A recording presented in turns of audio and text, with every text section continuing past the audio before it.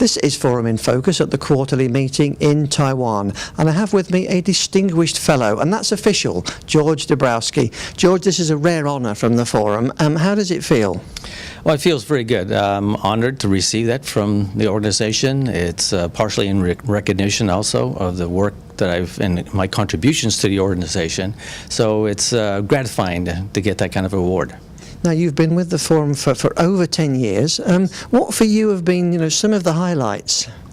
There's probably a couple that I would like to emphasize. One is I was involved with some of the Broadband Forum members on initiating work that led to the development of TR69.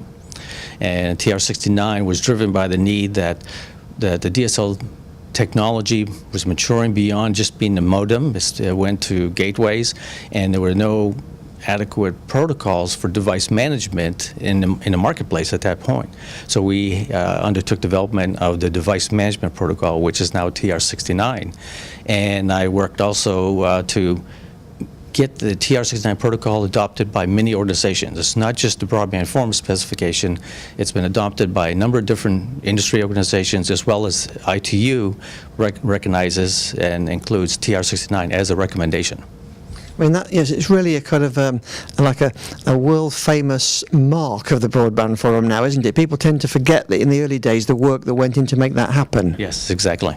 Yeah. So what about the other point? What's the other point? The other point would be that as a board of director and president of the forum and chairman of the board of directors, the strategic planning we did in the middle 2000 era was recognized that the scope of the work of the forum was expanding, and the name didn't reflect the full scope of the work of the Broadband Forum.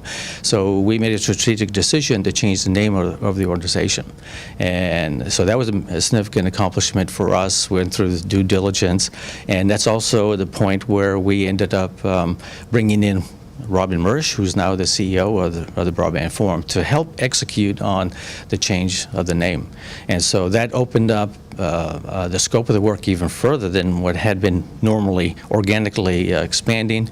We formed the Fiber Access Network Group as a result of that. We had interactions with an organization that was the IP/MPLS Forum, and they made a decision to join in with the Broadband Forum as a result of the broadening of the scope.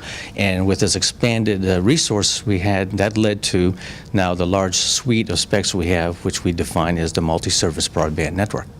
Yes, now you've, as you just inferred to there, you've had several different roles with the Forum.